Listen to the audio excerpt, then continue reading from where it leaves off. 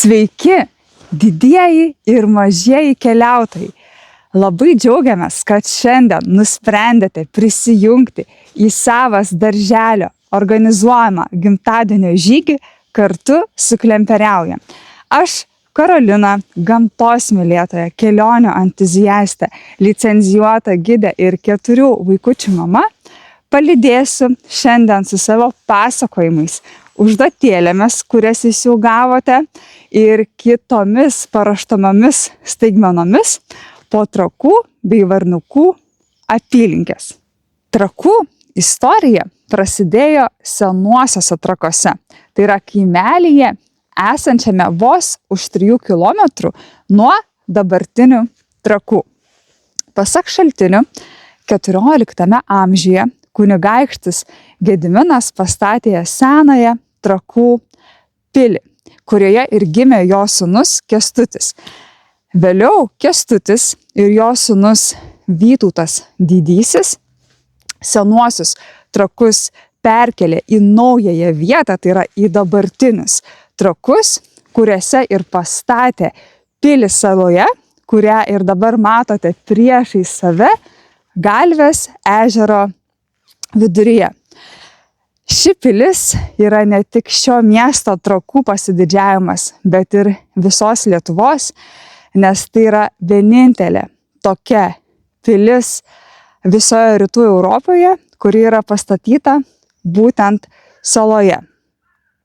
Taip pat šis miestas yra ypatingas dar tuo, kad čia gyvena ir karaimai. Tai yra ypatinga bendruomenė, kurią Vytautas Didysis atvežė į Lietuvą, kurie saugojo šią Trakų pilį.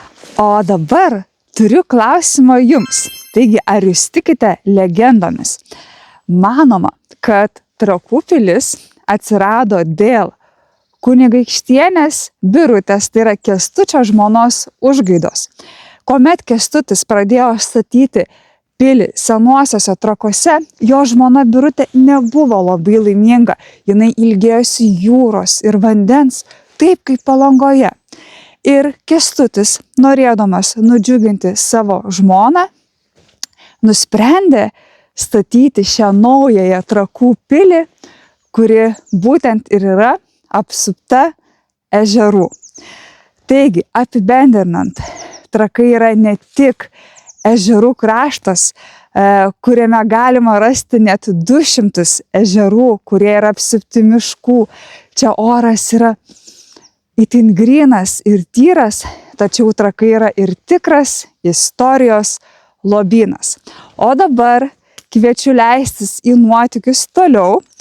Tie, kas pasirinko 7 km trasą, kviečiu žygiuoti nuo šios vietos toliau, o kas pasirinko 5 km trasą, kviečiu pradėti žygį nuo Varniukų pažintinio tako pradžios. Taigi, kas pasirašęs su manim? Eime!